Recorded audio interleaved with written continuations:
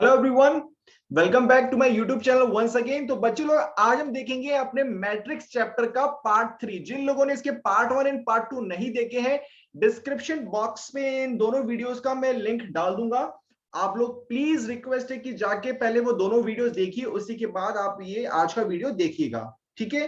तो इसी के साथ आज का वंडरफुल सेशन स्टार्ट करते हैं। So let's get started. तो आज हम बात करेंगे बच्चे लोग स्क्वायर मैट्रिक्स के बारे में, ठीक है। तो आज हम बात करेंगे स्क्वायर मैट्रिक्स के बारे में। जैसे कि हमने लास्ट क्लास में डिस्कस किया था कि हमारा स्क्वायर मैट्रिक्स क्या होता है। स्क्वायर मैट्रिक्स हमारी वो मैट्रिक्स होती है जहां पे मेरे नंबर ऑफ रोज किसके बराबर होते हैं, जहां पे मेरे नंबर ऑफ रोज मेरे कॉलम्स के बराबर होते हैं, ठीक है। यहां पे m क्या डिनोट कर रहा है, मेरा रोज, और यहां पे मेरा n क्या डिनोट कर रहा है, मेरा columns. Square matrix is a matrix in which number of rows is equal to number of columns. Clear? चलिए, स्क्वायर मैट्रिक्स भी फिर दो पार्ट्स में डिवाइड होती है। The first one is the triangular matrix and the second one is the diagonal matrix. ये क्या होते हैं सर? ये तो नाम सुन के बड़ा अजीब सा लग रहा है। नहीं बच्चे, बहुत ही सिंपल होते हैं, बस आप लोगों को थोड़ा फोकस करने की जरूरत है, ठीक है। अगर आप फोकस से समझेंगे तो ये टॉपिक और ये चैप्टर बहुत ही इजी और स्कोरिंग टॉपिक है रिगार्डिंग योर एनडीए एग्जामिनेशन, ठीक है। अब देखो, मेरा यहाँ पे ट्रायंगुलर मैट्रिक्स भी मेरा दो पार्ट में डिवाइडेड है। कौन सा? अपर ट्रायंगुलर मैट्रिक्स और मेरा लोअर ट्रायंगुलर मैट्रिक्स। चलिए सर, बिल्कुल बात। अब बात करते हैं हम अपर ट्रायंगुलर मैट्रिक्स की। हमारा अपर ट्रायंगुलर मैट्रिक्स मेरा क्या होता है, तो यहां पे मैं लिख लेता हूं शॉर्ट फॉर्म में, अपर ट्रायंगुलर मैट्रिक्स, ठीक है।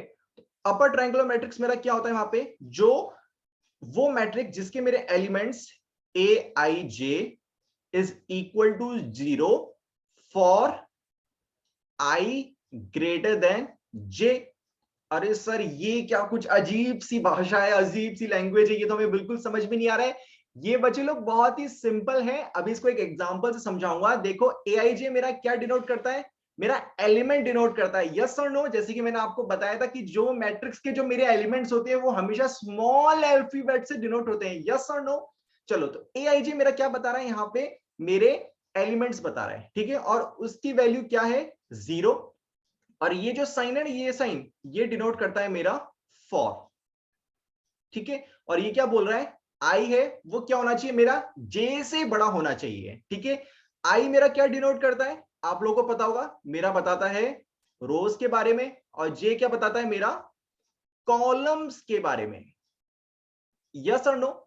चलो, यहां पे मैं एक मैट्रिक्स बनाता हूं और आप लोग बताना कि ये वाला जो एक्सप्रेशन लिखा है उस वाली मैट्रिक्स में हम कैसे अप्लाई करेंगे, ठीक है। तो मैंने एक मैट्रिक्स बनाई 3x3 ऑर्डर की, ठीक है। इसका जो ऑर्डर है, जो मेरा 3x3 है, यहां पे मैंने 3x2 या फिर 2x3 क्यों नहीं लिया? कोई मुझे बता सकता है कि यहां पे मैंने 3x2 एंड 2x3 क्यों नहीं लिया? ये मैं बिल्कुल नहीं ले सकता, क्योंकि जस्ट अभी मैंने एक्सप्लेन किया, यहां पे हम बात करें स्क्वायर मैट्रिक्स की, जहां पे नंबर ऑफ रोज किसके बराबर होते हैं, नंबर ऑफ कॉलम्स के। तो बताओ, सेकंड वाले केस में क्या मेरे नंबर ऑफ रोज मेरे नंबर ऑफ कॉलम्स के बराबर है? बिल्कुल भी नहीं। तीसरे वाले केस में देखो, क्या मेरे number of rose number of columns के बराबर है? बिल्कुल भी नहीं। तो क्या ये दोनों एग्जांपल में ले सकता हूं? बिल्कुल भी नहीं सर।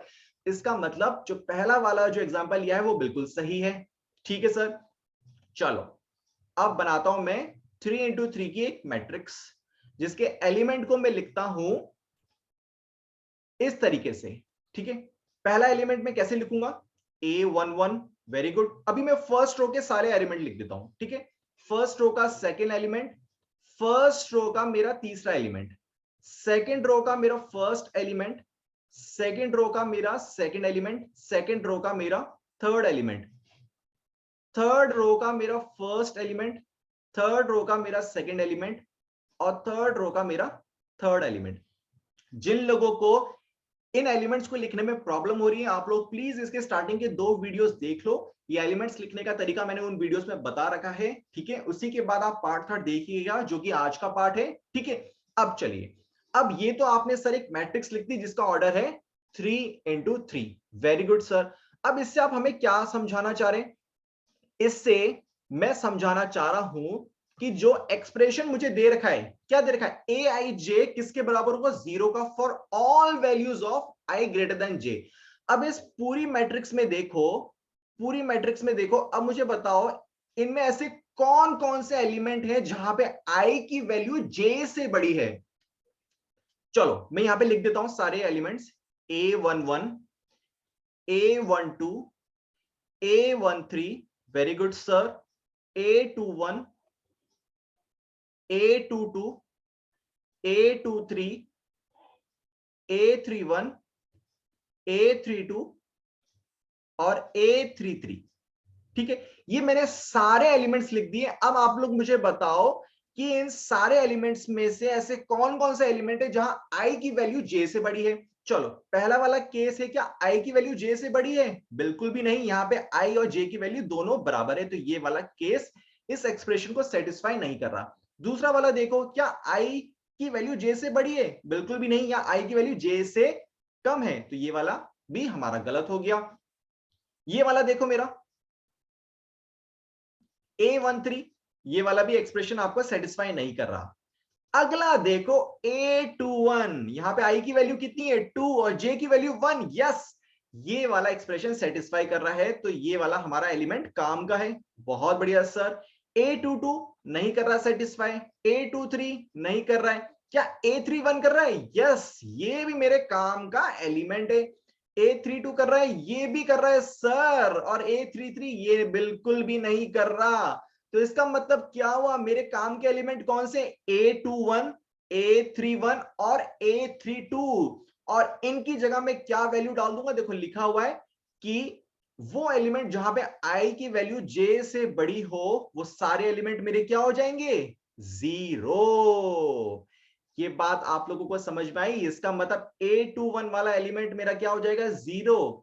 A31 मेरा क्या हो जाएगा? 0। और A32 वाला मेरा क्या हो जाएगा? 0। क्या ये हमेशा होगा अपर ट्रायंगुलर मैट्रिक्स में? यस, ये हमेशा होगा। whenever we will talk about upper triangular matrix, its A21 element, its A31 element and A3 element will always be 0।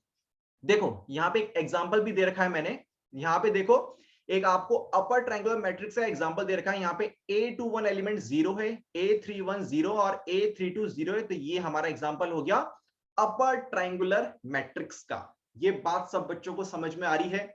चलिए वेरी गुड। अब बात करते हैं हम लोअर ट्रायंगुलर मैट्रिक्स की। अरे सर अपर तो समझा दिया, लोअर ट्रायंगुलर अब क्या होता है? चलिए बच्चे, आप लोअर ट्रायंगुलर मैट्रिक्स समझ लेते हैं। लोअर ट्रायंगल मैट्रिक्स भी आप लोगों को बहुत सिंपल है। चाहे तो आप इस वीडियो को पॉज करके उसको एक बार ट्राई कर सकते हो, ठीक है, और आप लोग फिर इस वीडियो को प्ले करके फिर अपना आंसर क्रॉस चेक कर सकते हो, ठीक है। चलो अब बात करते हैं हम लोअर ट्रायंगुलर मैट्रिक्स की। लोअर ट्रायंगुलर मैट्रिक्स की, लोअर ट्रायंगुलर मैट्रिक्स का जो मेरा एक्सप्रेशन होता है वो क्या होता है? वो होता है मेरा ए आई जे किसके बराबर होगा? 0 for all values of i less than j. अरे सर ये तो हमें समझ में आ गया। अपर ट्रायंगुलर मैट्रिक्स में ए आई जे 0 के बराबर था जब आई जे से बड़ा था। लोअर ट्रायंगुलर मैट्रिक्स में उसकी जस्ट अपोजिट हो जाएगा, यानी कि जब आई की वैल्यू मेरी जे से कम होगी वहां पे ए आई जे की वैल्यू 0 होगी। इसका मतलब अगर मैं एक मैट्रिक्स लिखूं 3x3 ऑर्डर की, और उसके सारे एलिमेंट्स में अगर मैं यहां पे लिख दूं, तो आप लोग मुझे बता सकते हो उनमें किन किन एलिमेंट्स की वैल्यू 0 हो सकती है? यस सर बिल्कुल बता सकते हैं। चलो पहला एलिमेंट लिख दिया मैंने A11, उसके बाद लिख दिया A12, उसके बाद लिख दिया A13, उसके बाद लिख दिया मैंने A21, उसके बाद लिख दिया A22, A23, A31, A32 और A33। क्या बात है सर, सारे एलिमेंट्स लिख दिए। अब हम बताएंगे इनके किन की वैल्यू 0 होगी और किन की वैल्यू 0 नहीं होगी। चलिए सर, A11 की वैल्यू 0 होगी? बिल्कुल भी नहीं होगी। क्या A12 की वैल्यू 0 होगी? यस होगी, क्योंकि यहाँ पे I की वैल्यू J से मेरी कम है, तो ये एलिमेंट हमारे काम का है। A13 की वैल्यू 0 होगी? बिल्कुल होगी। क्यों सर? क्योंकि यहाँ पे I की वैल्यू मेरी J से कम है। A21 की वैल्यू 0 होगी? बिल्कुल भी नहीं। 22 की वैल्यू 0 होगी। 23 की वैल्यू 0 होगी। यस, क्यों? क्योंकि यहाँ पे i की वैल्यू मेरी क्या है? j से कम है। A31 में होगी? बिल्कुल भी नहीं। A32 में होगी? बिल्कुल भी नहीं। और A33 में तो बिल्कुल भी नहीं हो सकती मेरे लाल। इसका मतलब अगर मैं एक इसकी मैट्रिक्स बनाऊंगा तो मेरी मैट्रिक्स क्या इस तरीके से बनेगी क्या बच्चे?